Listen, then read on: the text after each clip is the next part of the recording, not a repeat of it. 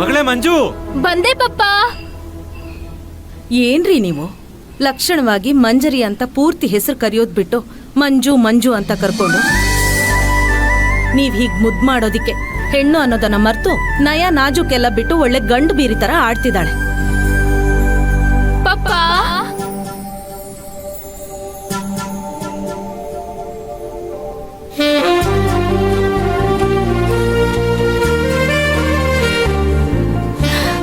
Good morning ಪಪ್ಪ. Good morning ಮಗಳೇ.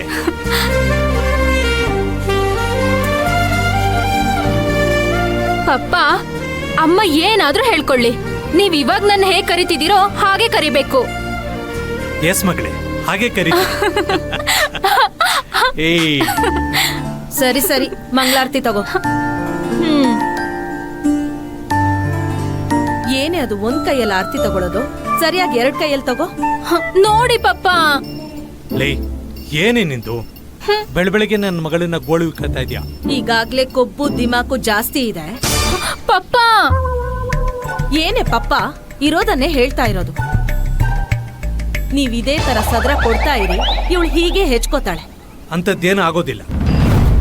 ಎಲ್ರೂ ಆರತಿ ತಗೊಂಡಾಯ್ತಲ್ಲ, ತಟ್ಟೆನ ತಗೊಂಡೋಗಿ ದೇವ್ರ ಮನೇಲಿಟ್ಟು ಅಲ್ಲಿ ಒಂದು ಟೆಂಡರ್ ಫೈಲ್ ಇಟ್ಟಿದ್ದೀನಿ, ಅದನ್ನ ತಗೊಂಬ. ಸರಿ, ತರ್ತೀನಿ.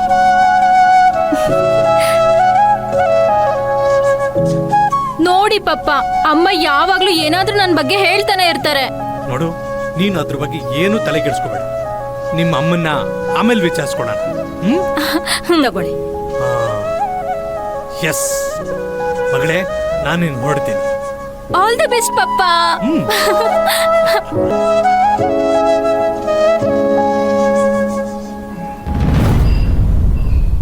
ಯಾರೋ ಗೊತ್ತು ಗುರಿ ಇಲ್ದಿರೋರು ಇವ್ರಿಗೆ ಮೋಸ ಮಾಡಿಲ್ಲ.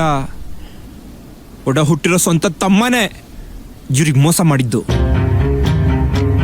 ಇವತ್ತಿವರು ಒಂದು ಬಿಡಿಗಾಸು ಇಲ್ಲದೆ ಬೀದಿಲಿ ನಿಂತಿದ್ದಾರೆ ಅಂದ್ರೆ ಅದಕ್ಕೆ ಕಾರಣನೇ ಆ ಮನುಷ್ಯ. ಹೀಗ್ ಮೋಸ ಮಾಡಿರೋ ಆ ಮನುಷ್ಯ ಹೇಗ್ ದಾಮ್ ದುಮ್ ಅಂತ ಜೋರಾಗಿ ಬದುಕ್ತಾ ಇದ್ದಾನೆ ಗೊತ್ತಾ? ಗೊತ್ತೇನೋ? ನೀನ್ ಕಣ್ಣಾರೆ ನೋಡಿವಂತೆ ಬಾ.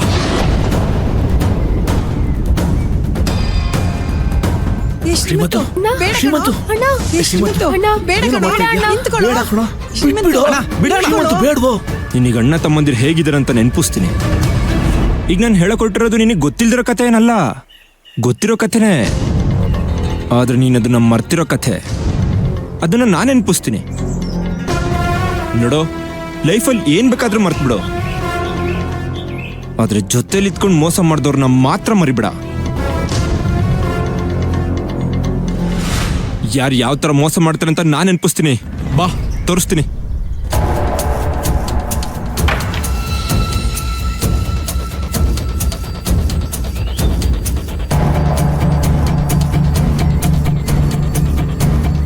ನೋಡು ನೋಡು ಆ ಮನೆನ. ಅದು ನಾವೆಲ್ಲ ಹುಟ್ಟಿ ಬೆಳೆದಿದ್ ಮನೆ. ಅಷ್ಟು ದೊಡ್ಡ ಮನೆ ಬಿಟ್ಟು ನಾವ್ಯಾಕೆ ಬಾಡಿಗೆ ಮನೇಲಿ ಇದ್ದೀವಿ ಗೊತ್ತಾ?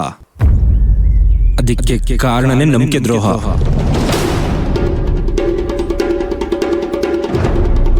ನಮ್ಮಪ್ಪನ ಜೊತೆನೆ ಹುಟ್ಟಿ ಅಣ್ಣ ಅಣ್ಣ ಅಂತ ಪ್ರೀತಿ ವಾತ್ಸಲ್ಯದ ನಾಟಕ ಮಾಡ್ಕೊಂಡು ಸರಿಯ ಟೈಮ್ ಬರ್ತಿದ್ದಂಗೆ ಸ್ವಂತ ಅಣ್ಣನ ಬೆನ್ನಿಗೆ ಚೂರಿ ಹಾಕಿರೋ ಮೋಸಗಾರನ್ ಕಥೆ ಇದು. ಸ್ವಂತ ತಮ್ಮನೆ ಅಣ್ಣನ ಬೀದಿಗೆ ತಂಗ್ ನಿಲ್ಸಿರೋ ನಂಬಿಕೆ ದ್ರೋಹದ ಕತೆ.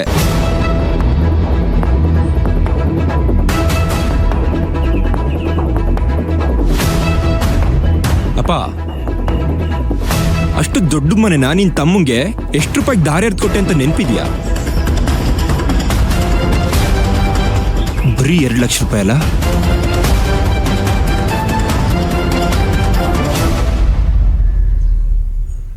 ಇವ್ರ ತಮ್ಮನ ಹತ್ರ ಸಾಲ ಇಸ್ಕೊಂಡಿದ್ಕೆ ಮೋಸದಿಂದ ಮನೆ ಬರ್ಸ್ಕೊಂಡು ನಮ್ಮನ್ನೆಲ್ಲ ಮನೆಯಿಂದ ಆಚೆ ಹಾಕಿದ್ ಬೇರೆ ಯಾರು ಅಲ್ಲ, ಸ್ವಂತ ತಮ್ಮನೇ.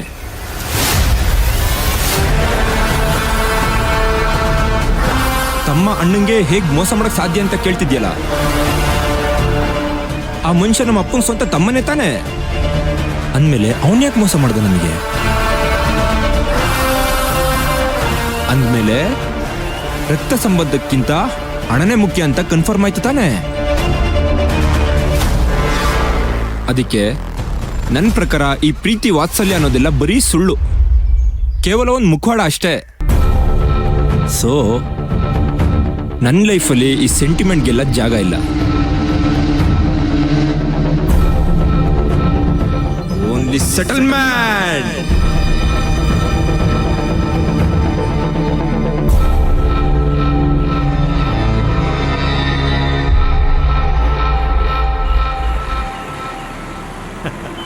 ಸರಿ ಮಗಳೇ, ಈ ಸಲ ಟೆಂಡರ್ ನಮ್ದೇ.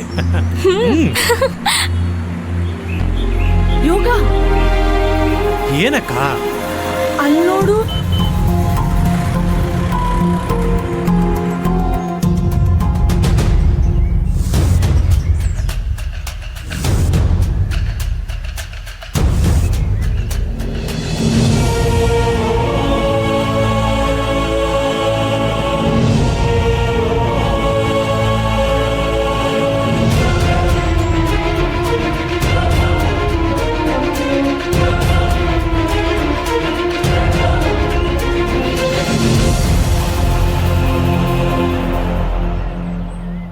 ರೀ, ನೀವು ಒಳ್ಳೆ ಕೆಲ್ಸಕ್ಕೆ ಅಂತ ಹೋಗ್ತಾ ಇದ್ದೀರಾ.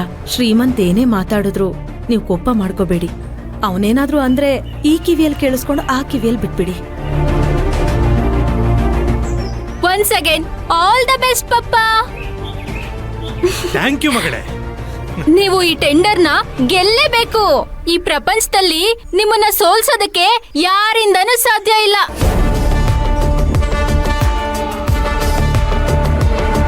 ಶ್ರೀಮಂತ, ಹೀಗೆ ರೋಡಲ್ಲಿ ನಿಂತ್ಕೊಂಡು ಕೂಗಾಡೋದು ಏನೋ ಚಂದ. ನೀನು ಅವ್ರನ್ನ ರೇಗಿಸೋದು, ಜಗಳ ಆಡೋದು ಇದೆಲ್ಲ ಬೇಕೇನೋ? ಬಾರೋ ಒಳಗೆ. ಏನು ಜಿ, ಮಗನ ಮೇಲೆ ಪ್ರೀತಿ ವಾತ್ಸಲ್ಯ ಎಲ್ಲ ಉಕ್ಕಿ ಹರಿತಾ ಇದೆ. ಈ ದರ್ಪ ದೌಲತ್ತೆಲ್ಲ ಎಷ್ಟು ದಿನ ಅಂತ ನಾನು ನೋಡ್ತೀನಿ. ಕೋರ್ಟಲ್ಲಿ ಕೇಸ್ ಹಾಕಿದ್ದೀನಿ, ನಿಮ್ಮನ್ನೆಲ್ಲ ತಂದು ರೋಡಲ್ಲಿ ನಿಲ್ಲಿಸ್ಲಿಲ್ಲ. ಏಯ್, ನೀನ್ ಆಲ್ರೆಡಿ ರೋಡಲ್ಲೇ ನಿಂತಿದ್ಯಲ್ಲೋ. ಟೈರಿಗೆ ನಿಂಬೆಣ್ಣು ಸಿಕ್ಕಾಕೊಳ್ಳೋ ತರ ನಿಮ್ಮನ್ನೆಲ್ಲ ಕೇಸಲ್ಲಿ ಹೆಂಗ್ ಸಿಕ್ಕಾಕಿಸ್ತೀನಿ ನೋಡ್ತಾ ಇರಿ. ಏ ಶ್ರೀಮಂತ, ನೀನ್ ಯಾವಾಗ್ಲೂ ಬಡೂನಾಗೆ ಇರ್ತೀಯಾ, ನೆನ್ಪಿಟ್ಕೋ. ಗೆಲ್ತೀನಿ, ಈ ಕೇಸ್ ಗೆದ್ದೆ ಗೆಲ್ತೀನಿ. ಅಲ್ಲಿವರೆಗೂ ಶೋಕಿನೆಲ್ಲ ಆಚರಿಸಿ, ಯಾಕಂದ್ರೆ ಮುಂದೆ ಶೋಕಾಚರಣೆ ಆಚರಿಸೋ ಟೈಮ್ ಬರುತ್ತೆ. ನೋಡೋಣ ಕೇಸಲ್ಲಿ ನಾವು ಗೆಲ್ತೀವೋ ನೀನ್ ಗೆಲ್ತೀಯೋ ಅಂತ. ನೋಡೇ ಬಿಡೋಣ.